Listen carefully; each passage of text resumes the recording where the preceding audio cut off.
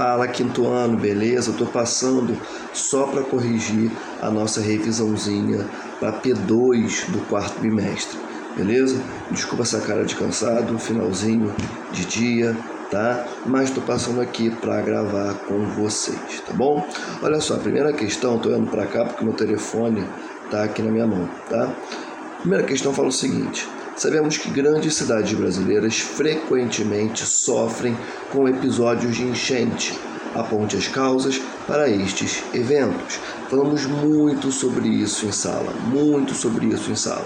Quando você pensa em enchentes, em eventos de enchentes em grandes metrópoles brasileiras, cara, você tem que lembrar do desmatamento nas margens dos rios. Isso é fundamental, beleza? Porque você tem que ampliar o espaço urbano, correto? Você tem que construir a cidade, beleza? Presta atenção. Com isso, você desmata as margens dos rios, você ocupa uma área que naturalmente já seria ocupada por água, né, que é um espaço ali do rio que já tem um transbordamento das suas margens, que obviamente é mais contido pela vegetação, mas que já vai ter ali um evento de uma cheia do rio, tá? Só que, de novo, a vegetação segura essa cheia. Uma vez que você desmata essa área, um evento que é natural vai ocorrer 2, 3, 4, 5 vezes pior. Perfeito? Então, essa área vai sofrer ainda mais com essas cheias, que por conta desse impacto, presta atenção, gerado pelo ser humano, deixa de ser algo única, exclusivamente natural e passa a ser algo socio-natural, que é onde nós chamamos de enchentes. Beleza? Então, o que vai levar a esses eventos? Cara, desmatamento das margens dos rios, você retificar os rios, um rio que tem voltinhas, o nome que nós damos a essas voltinhas são meandros. Então, um rio naturalmente, na sua parte mais baixa, ele vai ter meandros, barriguinhas, voltinhas. A gente torna esse rio reto, desmata as suas margens. Com isso, a força da água, quando o rio não foi retificado, ela bate nesses meandros, nessas voltinhas e perde velocidade. Quando você retifica esse rio, você não tem essas barriguinhas, você não tem essas voltas, você não tem esses meandros. Logo, a água, a velocidade da água que está dentro desse rio virá muito mais rápida. Soma isso ao desmatamento das margens, com um período de chuva muito forte, você vai ter o transbordamento desse rio, levando a um fenômeno, a um episódio de enchente em uma cidade brasileira e tantas outras pelo mundo. Tranquilo? Beleza? Poderíamos citar também que esse desmatamento das margens, que acaba levando a uma menor proteção desse rio, leva ao assoreamento do seu leito. Almir, o que é assoreamento? O que é leito? Leito, fundo do rio, beleza? Assoreamento é quando você tem uma série de materiais, beleza? Uma série de fragmentos de rochas, pedacinho de rocha, inclusive, materiais diversos, presta atenção, que caem no leito do rio, que caem na parte mais baixa do rio. Isso vai se acumulando, esses materiais vão caindo, vão se somando, forma uma espécie de barreira, beleza? É como se fizesse um tampão no rio, que a água não consegue mais percorrer o seu trajeto com tranquilidade. Num período de chuva, isso leva a um transbordamento das margens, levando também a uma enchente. Beleza? Então, olha só, no seu caderno, você pode colocar como causas: primeiro, desmatamento das margens do rio, vírgula, retificação de rios. Terceiro, assoreamento em virtude do desmatamento das margens dos rios. Ah, tá, vai. 4.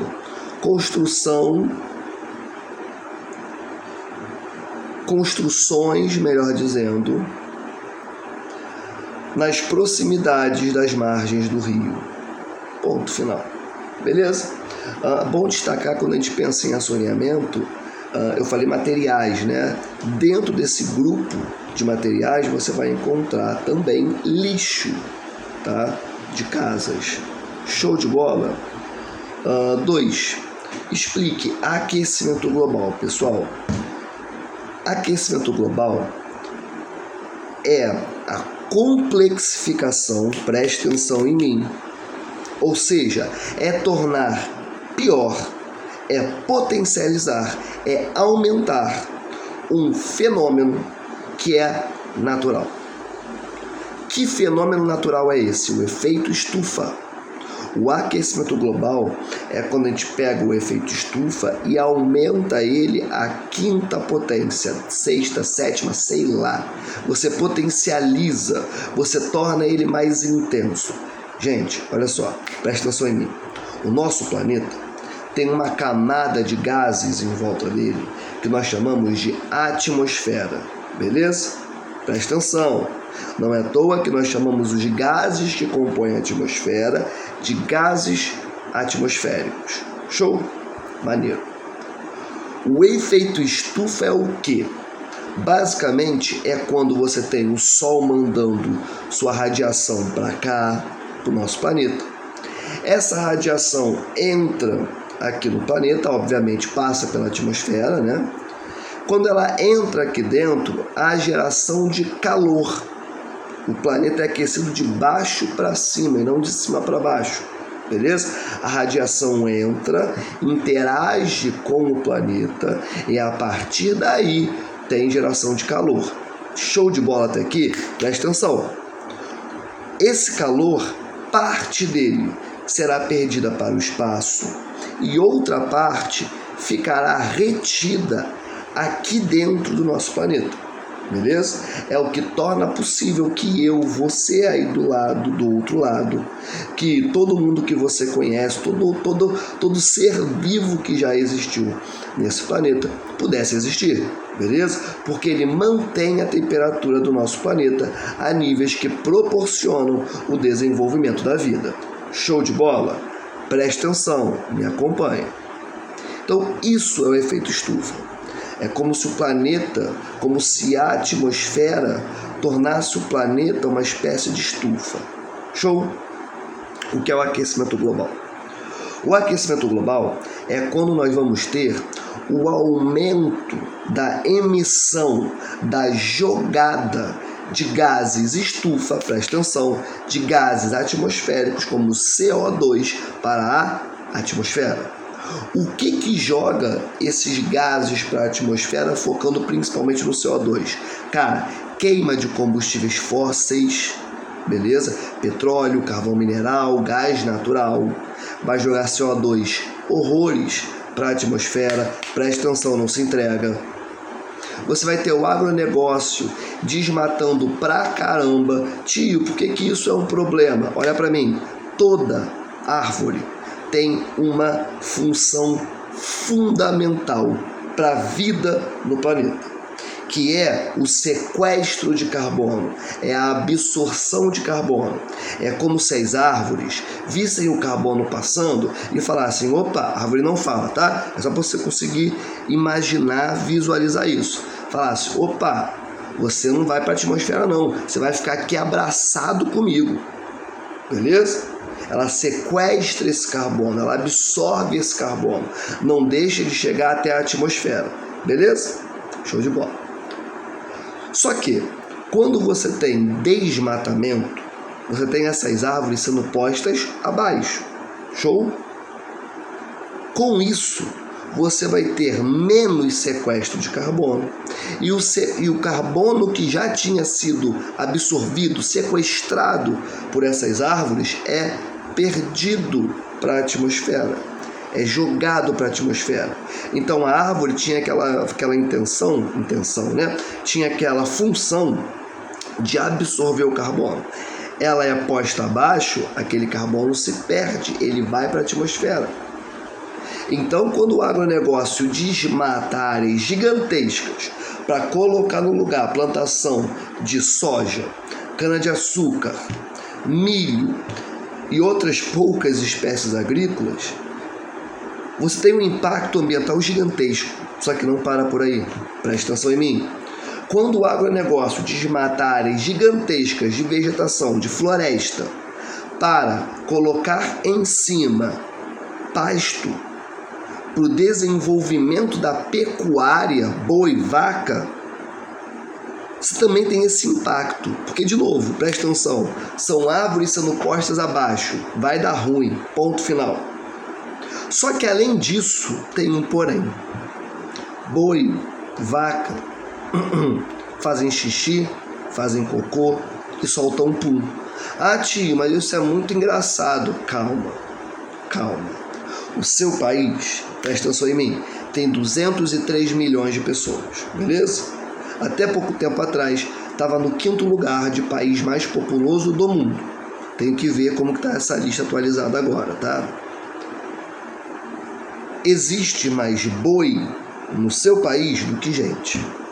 Se eu não me engano, os dados de 2021 do IBGE davam 245 milhões de cabeças de gado no Brasil. 245 milhões. Nós somos 203 milhões de pessoas. Literalmente no Brasil, tem mais boi do que gente. Tá, tio, mas e aí, cara? Aonde você quer chegar com isso? Presta atenção. Basicamente, o boi, quando ele solta o pum, quando ele faz o cocô, vaca também, tá? Eles soltam junto um gás chamado metano. Presta atenção em mim. E esse gás metano gera um impacto para a atmosfera imenso. Então, olha esse cenário. O agronegócio devasta áreas do tamanho de bairros, municípios, estados, pequenos países europeus. É disso que a gente está conversando aqui, tá? Não é um desmatamento do tamanho do Maracanã. Uma área do tamanho do Maracanã não é uma área grande, beleza? 1 hectare tem mais ou menos o tamanho do Maracanã, beleza? Não é uma área muito grande, não. Agora, quando a gente fala de uma área do tamanho de um município, do tamanho de Tocantins, presta atenção, sendo desmatada pelo agronegócio, aí a gente começa a entender o que é o aquecimento global e quem são seus agentes. Então, quando o agronegócio desmata uma área gigantesca, do tamanho de um estado, para colocar no lugar soja e boi, a quantidade de carbono que é jogada para a atmosfera é imensa. A quantidade de carbono que é perdida, que poderia ser sequestrada, absorvida pelas espécies vegetais, igualmente também é imensa. Quando se coloca no lugar dessas vegetações cabeças de gado, que vão emanar metano para a atmosfera, também um impacto gigante, beleza? E não podemos deixar de falar da indústria. Indústria, atividade industrial, vai queimar petróleo, vai queimar carvão para gerar energia, o que vai levar a uma intensificação do efeito estufa, logo o aquecimento global. Presta atenção em mim. Podemos citar também, mineração, podemos citar retirada ilegal de madeira, mas os principais agentes que levam ao aquecimento global são 1. Queima de combustíveis fósseis para geração de energia, 2. Agronegócio e 3. Indústria. Em quarto, poderíamos colocar mineração e também retirada ilegal de madeira, mas esses 3 primeiros são os mais importantes. Beleza, então o que é o aquecimento global? Já pode escrever aí no seu caderno como gabarito, inclusive. Escreve assim: é a intensificação do efeito estufa, com uma imensa jogada de gases estufa, como CO2 e metano, de novo, para a atmosfera, levando ao aumento da temperatura global, culminando nas mudanças climáticas. Ponto final. Eu não parei em mudança climática à toa. Daqui a pouco eu chego nelas. Até aqui tranquilo? Galera, preste atenção. Estou falando coisas muito importantes para a sua prova e para o seu mundo.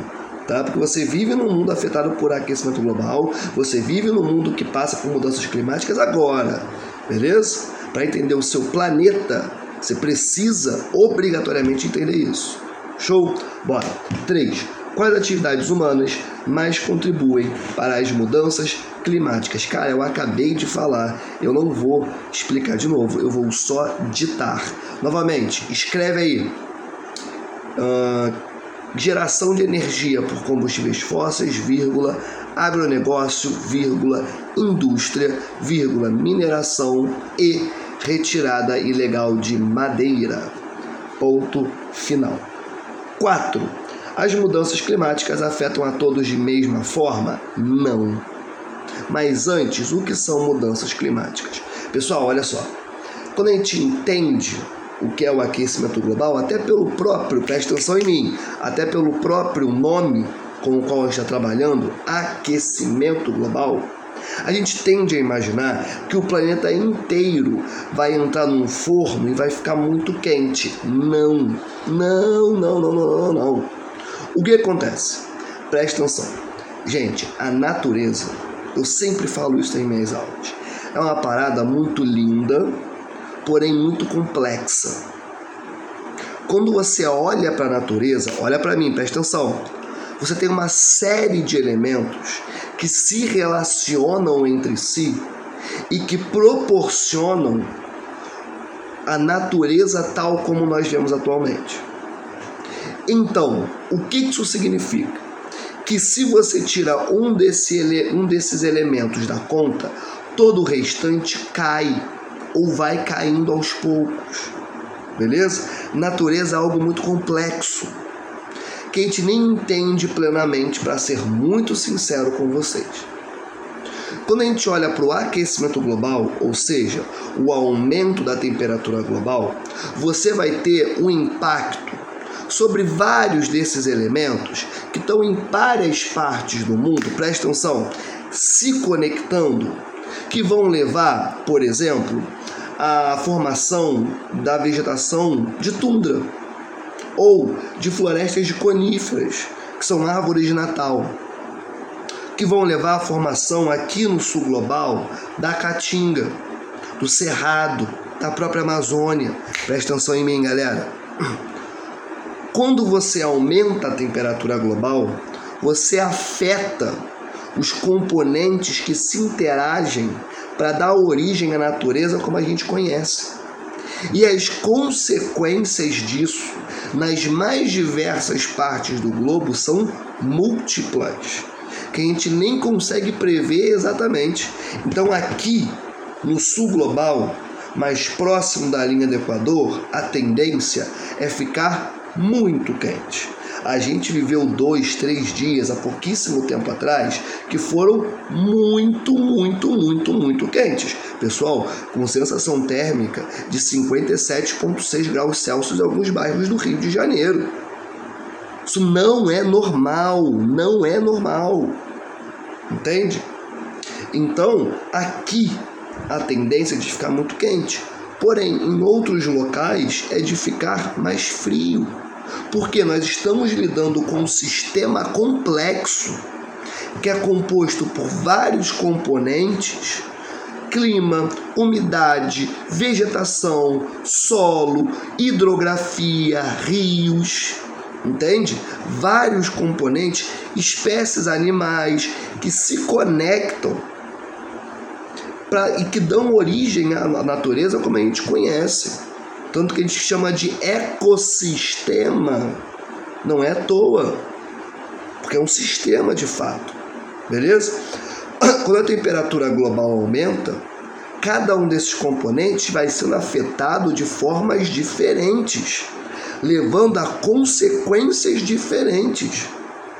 Então aqui pode ficar muito quente, mas em locais de latitudes mais altas podem ficar mais frios, ou não, o tempo irá dizer. Nós conseguimos fazer algumas previsões na ciência mediante a forma que esses componentes se apresentam, se comportam. Presta atenção, mas cravar é muito difícil. Ponto central aqui é o seguinte, presta atenção, para facilitar. Beber uma aguinha. Que esse Brasil, passando por mudanças climáticas, aí não tá fácil não, tá um calor gigante.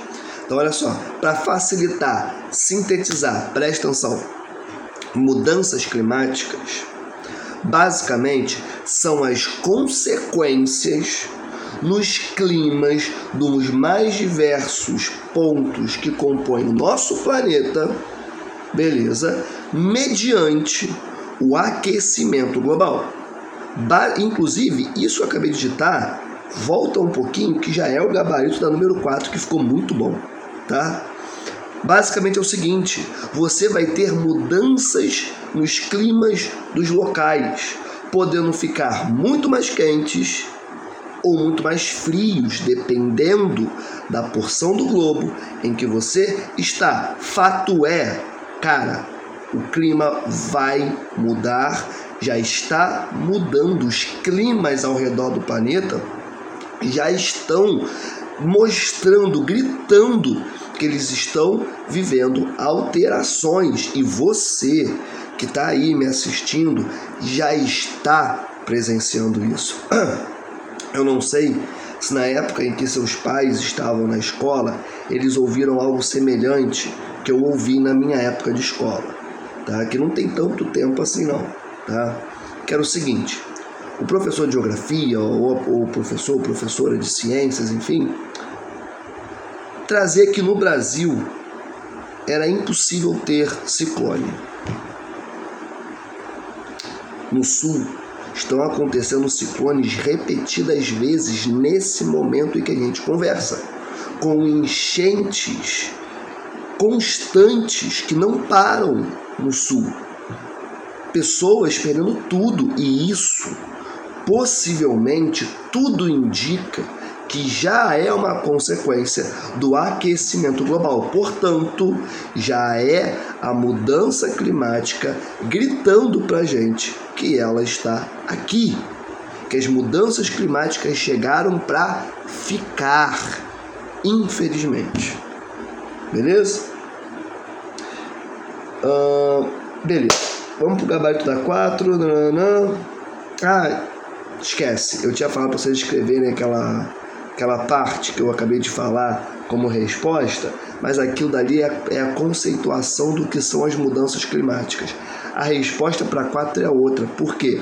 Porque na 4 fala assim, as mudanças climáticas afetam a todos da mesma forma. Eu estava explicando o que são mudanças climáticas, agora eu vou concluir essa questão 4. Não. Por que elas não afetam a todos de maneira igual? Porque olha só, pessoas pobres sentirão e já sentem as mudanças climáticas primeiro. Mas tá muito quente. É calor para todo mundo igual. Não, que isso? Peraí. É todo mundo que consegue ficar com ar-condicionado no 18, 16 graus o dia inteiro? Que consegue pagar essa conta de luz? Não é. É todo mundo que consegue ficar com o ventilador ligado o dia inteiro? Não, também não é.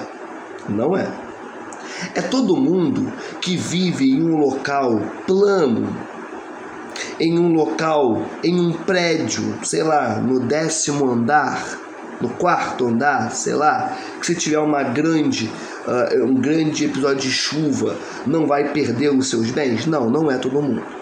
Você tem que lembrar o seguinte, presta atenção, quando a gente olha para o Brasil, a gente tem uma parte gigantesca, eu estou falando de milhões e milhões e milhões de pessoas que compõem o seu povo, que moram em favelas, que estão em encostas de morro.